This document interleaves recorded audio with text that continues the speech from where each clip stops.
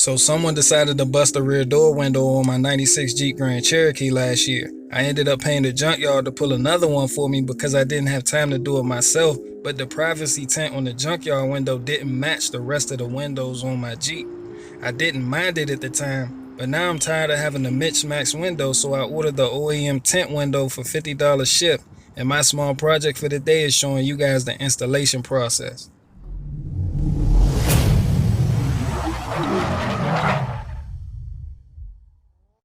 So the first step is removing the door panel. There's two Phillips screws, and one is located behind the small cover here, and the other is located behind the door handle. With the two screws removed, you should be able to pry the panel away from the door, then up and over the door handle.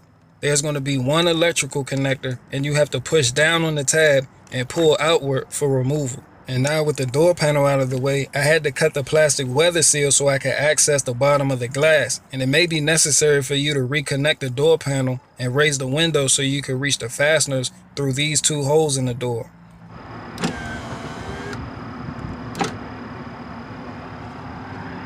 And now we have easy access to the two nuts that mount the glass to the regulator. You'll need a 10mm socket for removal.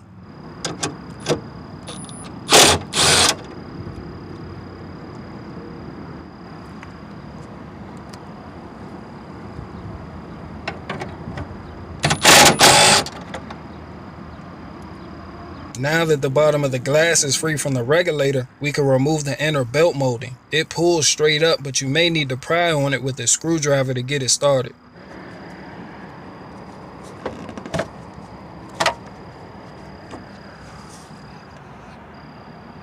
Then reconnect the panel so you can lower the window regulator. And you'll have to manually push the glass down because it's no longer attached, so it's out of the way.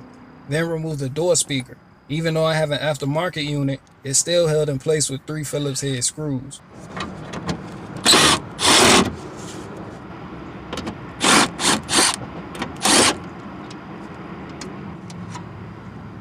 The connector has a tab. You just lift up on it, then pull outward. Removing the speaker gives us access to the run channel seal on this side. To access the seal on the other side, we need to remove this bracket that's held in place with one fastener at the bottom and a metal tab at the top. I'm using a 10mm socket for removal.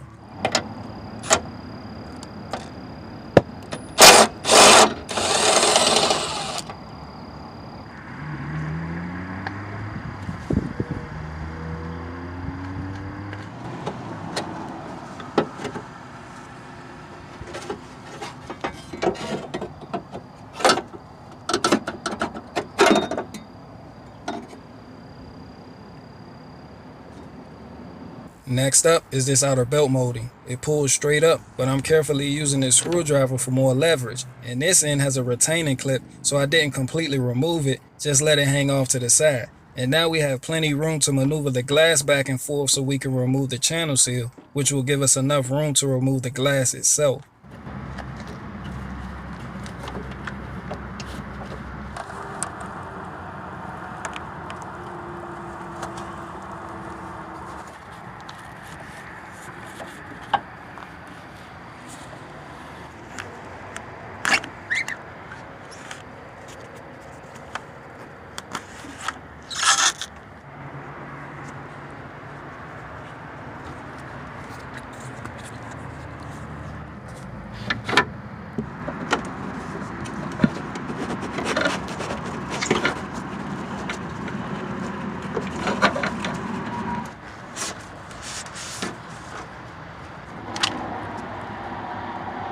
And now with the run channel seal out of the way, we have just enough room to pull our glass up and out towards the inside of the door.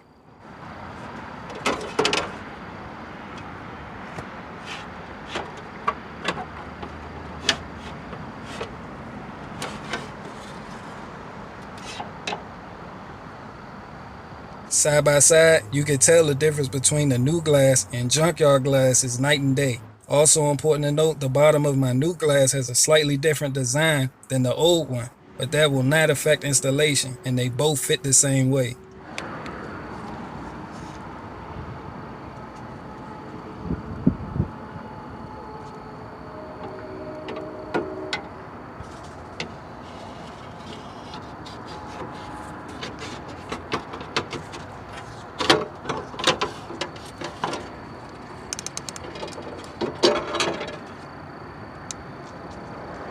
When you go to reinstall a channel seal, remember this rounded corner faces towards the front of the Jeep, and this box end faces the rear.